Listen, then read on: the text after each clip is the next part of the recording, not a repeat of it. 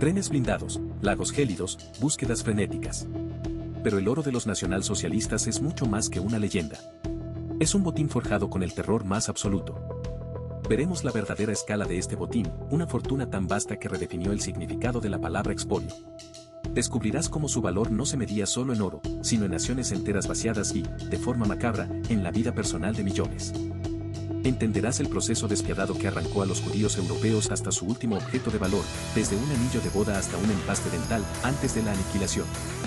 Una historia de horror, codicia y secretos que aún resuenan. Esto es solo el principio. En los estertores de la Segunda Guerra Mundial, mientras el Tercer Reich se desmoronaba bajo el implacable avance aliado, el pánico y la conspiración tejieron una red de leyendas que aún hoy fascinan y atormentan.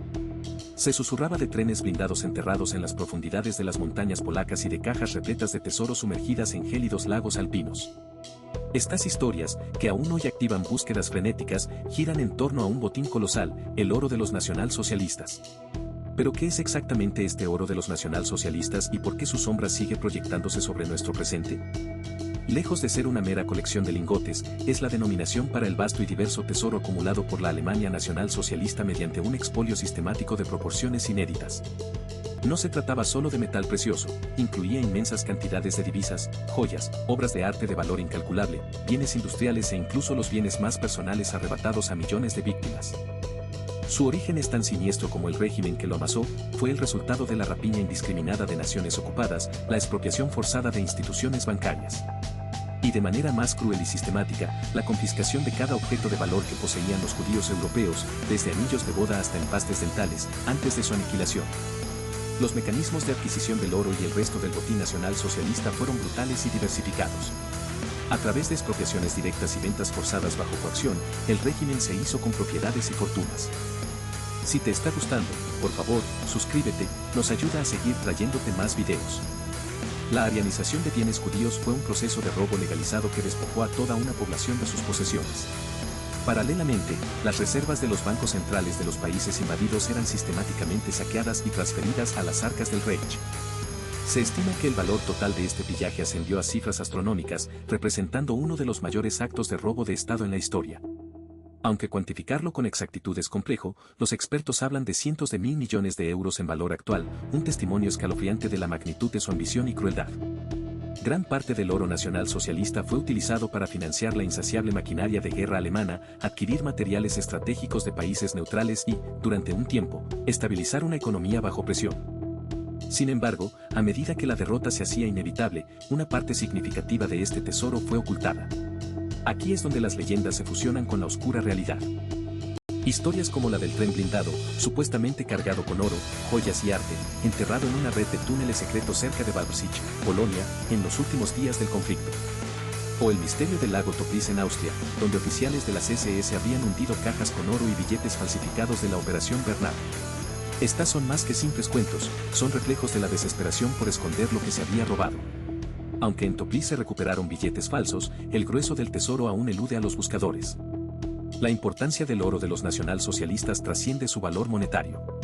Su historia, y la de su recuperación, es una cicatriz abierta.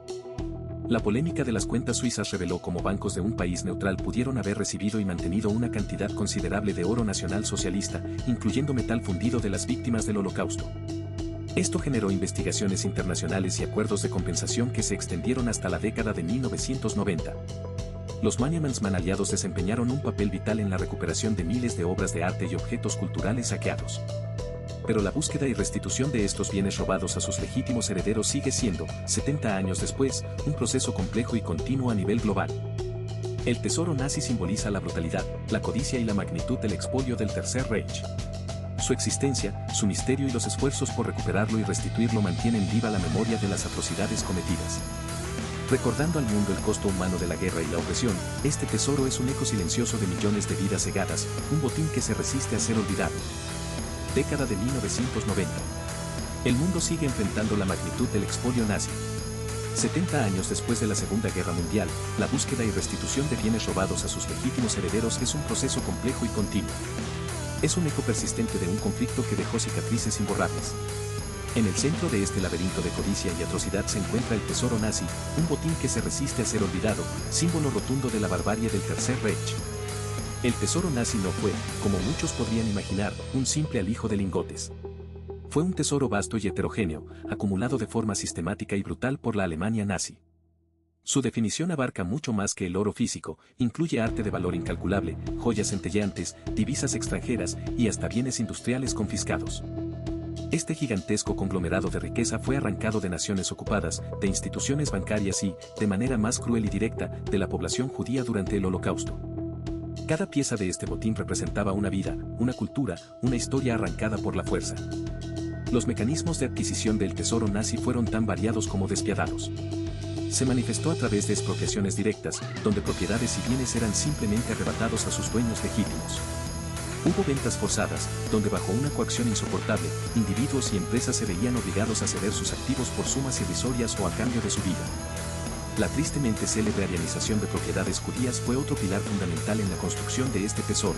Empresas, casas y fortunas enteras fueron despojadas de sus dueños judíos para ser transferidas a manos alemanas.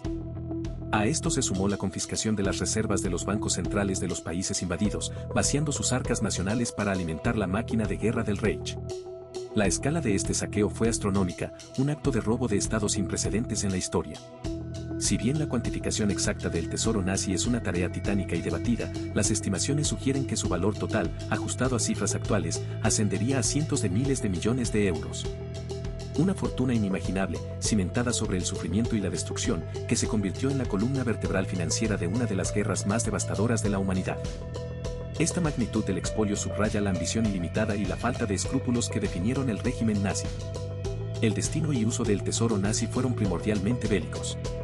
Gran parte de esta riqueza fue utilizada para financiar la maquinaria de guerra nazi, adquirir materiales estratégicos esenciales como wolframio, cromo o petróleo de países neutrales. Esto fue para prolongar el conflicto y sirvió también para estabilizar la economía alemana, que de otro modo habría colapsado bajo el peso de la guerra. Sin embargo, a medida que el avance aliado se hacía imparable y la derrota se cernía sobre el Reich, una parte significativa del tesoro nazi fue cuidadosamente ocultada. No solo para evitar su recuperación, sino con la esperanza de que, en un futuro distante, pudiera servir para resurgir o, al menos, para el disfrute personal de aquellos que lo custodiaban. Esta ocultación dio origen a algunas de las leyendas más fascinantes y persistentes en torno al tesoro nazi. Una de las más célebres es la del tren de Leipzig. En los últimos días del conflicto, se dice que un tren blindado, cargado con oro, joyas, obras de arte y documentos secretos, fue escondido en una intrincada red de túneles subterráneos cerca de Leipzig, en lo que hoy es Polonia. Esta historia ha capturado la imaginación pública durante décadas, impulsando numerosas expediciones y búsquedas con detectores de metales y radares. A pesar de los esfuerzos y las ocasionales evidencias que han reavivado la esperanza, hasta el día de hoy no se ha encontrado evidencia concluyente de la existencia de este tren. Esto mantiene viva la promesa de una parte monumental del tesoro nazi aún oculta bajo tierra. Otra de las historias más enigmáticas relacionadas con la desaparición del tesoro nos lleva al gélido lago Toplice, en Austria. Este lago alpino, de aguas profundas y oscuras, es famoso por ser un supuesto lugar de inmersión donde oficiales de las SS, en los momentos finales de la guerra, habrían hundido cajas repletas de oro, joyas y una asombrosa cantidad de billetes falsificados de la Operación Bernard. Esta operación secreta nazi buscaba desestabilizar la economía británica inundándola con libras esterlinas falsas de altísima calidad. Aunque diversas expediciones de buceo lograron recuperar millones de estos billetes falsos, el grueso del tesoro de oro y joyas, una porción considerable del tesoro, nunca ha aparecido en las profundidades del lago. La controversia en torno al tesoro no se limitó a su origen y ocultamiento, se extendió a su destino postguerra. Durante la década de 1990, una investigación global reveló que bancos suizos, neutrales durante el conflicto, pudieron haber recibido y mantenido una cantidad considerable de oro nazi. Lo más desgarrador de esta revelación fue la evidencia de que este oro incluía material fundido proveniente directamente de las víctimas del Holocausto. La presión internacional y las subsiguientes investigaciones forzaron a Suiza a enfrentar su pasado, lo que llevó a acuerdos de compensación y a la creación de fondos para las víctimas. Este capítulo de las cuentas suizas destaca cómo el tesoro no solo fue un botín de guerra, sino también una fuente de vergüenza y un llamado a la justicia transgeneracional. Los esfuerzos de recuperación y restitución del tesoro comenzaron casi de inmediato al final del conflicto. Los Mannesmann aliados desempeñaron un papel vital, recorriendo Europa para localizar y salvaguardar miles de obras de arte y objetos culturales saqueados, recuperando así una fracción valiosa de este inmenso botín. Sin embargo, su labor fue solo el principio. 70 años después, la búsqueda y restitución de bienes robados a sus legítimos herederos sigue siendo un proceso complejo y continuo a nivel global. Organizaciones, gobiernos y familias enteras continúan la lucha por recuperar lo que les fue arrebatado, por devolver a sus hogares lo que un día fue parte del tesoro. El impacto y legado histórico del tesoro son profundos. Más allá de su valor material, simboliza la brutalidad, la codicia y la magnitud del expolio del Tercer Reich. Su existencia, su misterio y los esfuerzos por recuperarlo y restituirlo mantienen viva la memoria de las atrocidades cometidas, recordando al mundo el costo humano de la guerra y la opresión. La historia del tesoro y las leyendas asociadas a él continúan capturando la imaginación pública, inspirando producciones culturales, documentales y libros. Es un eco silencioso de millones de vidas cegadas, un botín que se resiste a ser olvidado, un recordatorio perpetuo de la necesidad de vigilancia contra la barbarie y la injusticia. El rastro del tesoro no se disolvió con el fin de la guerra, por el contrario, su eco resonó a través de las décadas, configurando un legado de avaricia, brutalidad y una búsqueda incesante de justicia. Más allá de su valor monetario, el tesoro se erige como un símbolo perenne de la magnitud del expolio del Tercer Reich, una memoria tangible del robo de Estado más vasto de la historia moderna. No era solo oro físico, sino un mosaico oscuro de bienes, arte invaluable, joyas arrancadas, divisas y propiedades industriales, todo adquirido mediante la expropiación directa, las ventas forzadas bajo coacción y la infame arianización de propiedades judías. Las consecuencias de este saqueo fueron profundas. Parte del tesoro financió la maquinaria de guerra, permitiendo al régimen nazi adquirir materiales estratégicos y estabilizar su economía en pleno conflicto. Pero una parte significativa fue meticulosamente oculta ante el avance aliado, creando los enigmas que hoy persisten. Las leyendas en torno al tesoro, como la del tren blindado de Balbrsich, supuestamente cargado de lingotes, joyas y documentos en túneles secretos, o los misterios sumergidos del lago Toplice en Austria, donde se cree que las SS hundieron cajas repletas del botín y billetes falsificados de la Operación Bernard, no son meras anécdotas. Son la manifestación de una realidad dolorosa, una porción del tesoro jamás fue recuperada, dejando un rastro de intriga y sospecha. La posguerra reveló la compleja red de complicidades y el destino de gran parte de la controversia sobre las cuentas suizas es un capítulo crucial. Se descubrió que bancos de la neutral Suiza habían recibido y mantenido cantidades considerables de este oro, incluyendo metal fundido proveniente directamente de las víctimas del Holocausto. Esta revelación desencadenó investigaciones internacionales y, en la década de 1990, derivó en acuerdos de compensación que intentaron, en parte, saldar una deuda histórica y moral. Paralelamente, los Mannesmann aliados desempeñaron un papel vital en la recuperación inicial de miles de obras de arte y objetos culturales saqueados, un esfuerzo pionero que abrió el camino a los procesos de restitución que hoy continúan. El legado se perpetúa precisamente porque su historia es incompleta, sus heridas no del todo cerradas. Su recuerdo no es solo el de una cacería de tesoros, sino el de una búsqueda incansable de verdad y justicia para los herederos de aquellos a quienes se les arrebató todo. Este botín simboliza la depravación de un régimen que no solo exterminó vidas, sino que despojó la dignidad y el patrimonio de millones. Se recuerda porque es un recordatorio perpetuo de la necesidad de vigilancia contra la barbarie y la injusticia.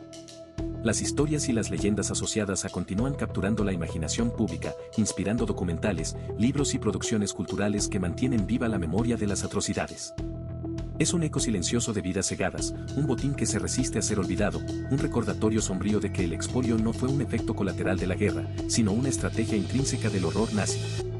Es, en última instancia, el testimonio silente de un pasado que se niega a desaparecer, instándonos a no olvidar el costo humano de la codicia y la opresión. Si te ha gustado, suscríbete para más historias increíbles. Nos ayuda mucho a seguir creciendo.